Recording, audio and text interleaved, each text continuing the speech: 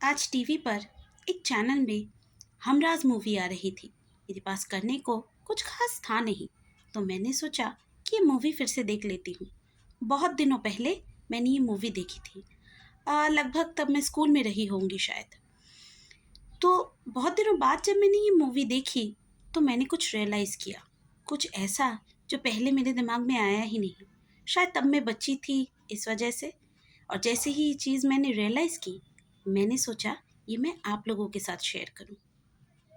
अगर आपने ये फिल्म नहीं देखी है तो I am very sorry, already इस वीडियो में आपको बहुत सारे स्पॉयलर्स मिल जाएंगे। तो चलिए इस बारे में बात करते हैं। ये कहानी है प्रिया नाम की एक लड़की की, जिसकी शादी राज सिंघानिया से हो जाती है, जो कि एक बिजनेसमैन है। प्रिया एक नॉर्मल बैकग्राउंड की लड़की है, या यूँ कहिए एक मिडिल क्लास बैकग्राउंड की लड़की है, जिससे राज को प्यार हो जाता है और वो उससे शादी कर लेता है। अब प्रिया का एक पास्ट है इस कहानी में, जो कि है अक्षय खन्ना, जिस किरदार का नाम है करण। एक्चुअली जैसे जैसे कहानी आगे बढ़ती है, हमें पता चलता है कि करण और प्रिया ने पूरा सब कुछ सेट किया था पहले, ताकि प्रिया राज से शादी कर सके और बाद में उससे डिवोर्स लेकर, एलिमनी लेकर अलग हो जाए, ताकि राज और प्रिया के अलग होने के बाद करण और प्रिया शादी कर सके। ये फिल्म की मेन कहानी है। अब इसके साथ साथ कुछ थ्रिलर वाले एंगल हैं, जो ऑब्वियसली अब्बास मस्तान की बनाई हुई फिल्मों में यूजुअली होते हैं। मेरी तरह ऐसे कई लोग होंगे जिन्होंने ये फिल्म जब पहली बार देखी, उन्हें अक्षय खन्ना विलन लगा होगा। बचपन में जब मैंने भी ये फिल्म देखी, मुझे अक्षय खन्ना विलन ही लगा था। लेकिन आज जब मैं ये फिल्म देख रही थी, मैंने रियलाइज़ किया कि ये तीनों गलत हैं। हाँ, यहाँ पे लड़की भी गलत है। अब लड़की क्यों गलत है ये तो आपको बताने की ज़रूरत नहीं, क्योंकि ये मैं पहले भी बता चुकी हूँ।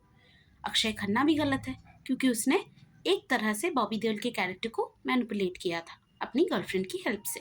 वो चीज़ तो गलत है ही, इसमें तो कोई दो राय नहीं। लेकिन थिंक अबाउट बॉबी देओल।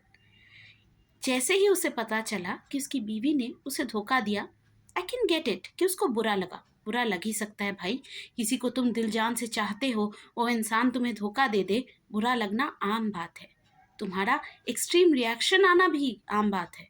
हो सकता है तुम उस पर गुस्सा करो, चिल्लाओ, तुम लोगों में झगड़ा हो, तुम उसे शायद अपनी बात कहने का मौका ना दो, गुस्से से घर से निकल जाओ, या डिवोर्स वाली बात कर दो, कुछ भी हो सकता है। लेकिन ये सब कुछ भी ना करके ठंडे दिमाग से बॉबी देओल ने जाकर अक्षय खन्ना से कहा कि जाओ मेरी बीवी का खून कर दो, और याद रखना जब वो मर रही हो तो उसकी चीखने की आवाज़ मुझे सुनाई देनी चाहिए।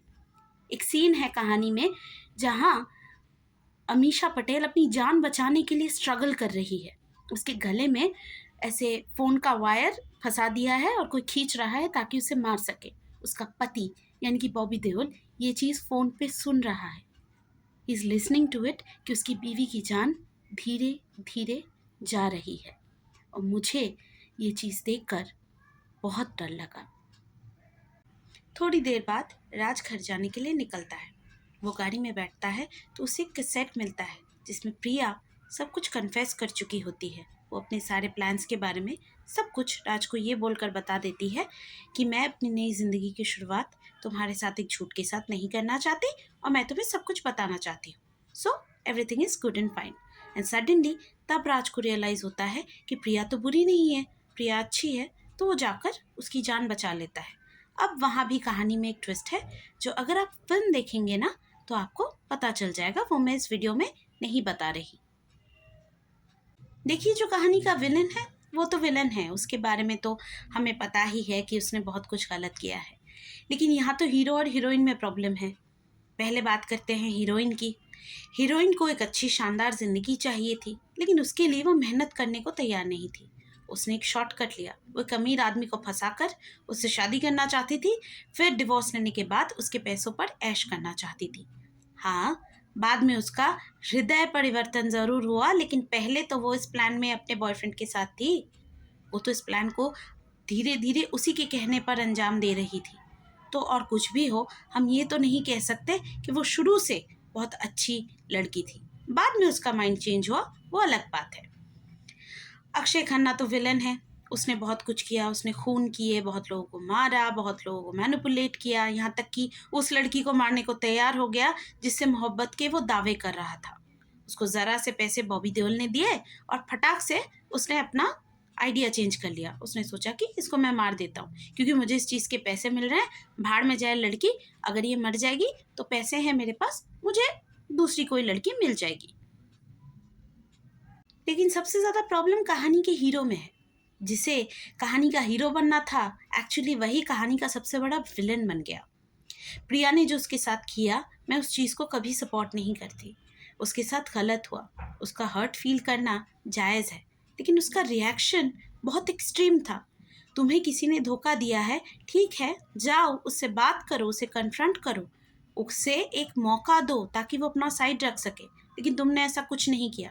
तुम सीधा चले गए उसी लड़की के प्रेमी के पास और उसको पैसे दे दिए ये बोल के कि मेरी बीवी को मार दो। डायरेक्ट एकदम उसे जान से ही मार दो। उसकी साइड रखने का मैंने उसे कोई मौका नहीं दिया, उसने मुझे धोखा दिया है, so she doesn't deserve to live. ऐसे एक्सट्रीम थॉट्स रखना और फिर इस चीज़ को ये बोल के प्रोजेक्ट करना कि ये मेरी कहानी का हीरो है, ये बहुत प्रॉब्लमेटिक है। जब मैंने पहले ये फ़िल्म देखी थी बचपन में, मुझे ये चीज़ स्ट्राइक नहीं हुई, लेकिन अब जब मैंने ये देखा तो मुझे लगा मुझे इस चीज़ पे वीडियो बनानी चाहिए, बिकॉज़ ये बहुत ही डेंजरस है।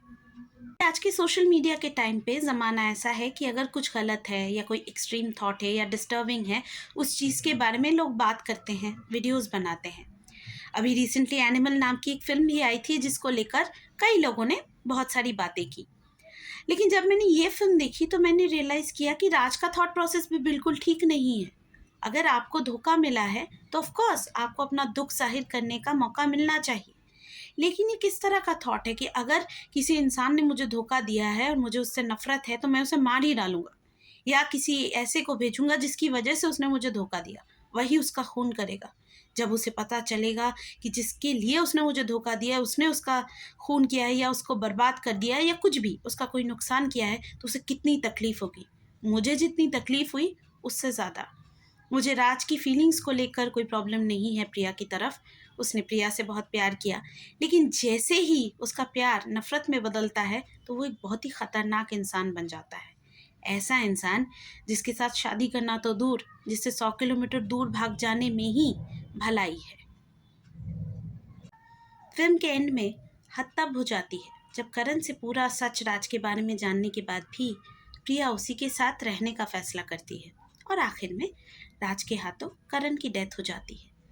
करण का जो अंजाम हुआ, मुझे उससे कोई प्रॉब्लम नहीं। इनफैक्ट उसने जो किया उसके हिसाब से और फिल्म के हिसाब से, क्योंकि वो विलन है, ये ठीक है। लेकिन प्रॉब्लम है मुझे प्रिया के राज के पास वापस जाने से। अगर करण गलत है, अगर करण ने जो किया उसे सपोर्ट नहीं किया जा सकता और प्रिया उसे छोड़ सकती है, तो उसे राज को भी छोड़ देना चाहिए, क्योंकि जो राज ने किया, जिस तरह का रिएक्शन राज का था, वो भी किसी भी एंगल से जस्टिफाइड नहीं है। आप लोगों को आज का ये वीडियो कैसा लगा? कमेंट सेक्शन में मुझे ज़रूर बताइएगा। अगर आप चाहते हैं कि इस तरह मैं किसी और फिल्म का रिव्यू भी करूं, तो मुझे वो भी बताइएगा। मिलेंगे अगले किसी वीडियो में। तब तक के लिए गुड बाय।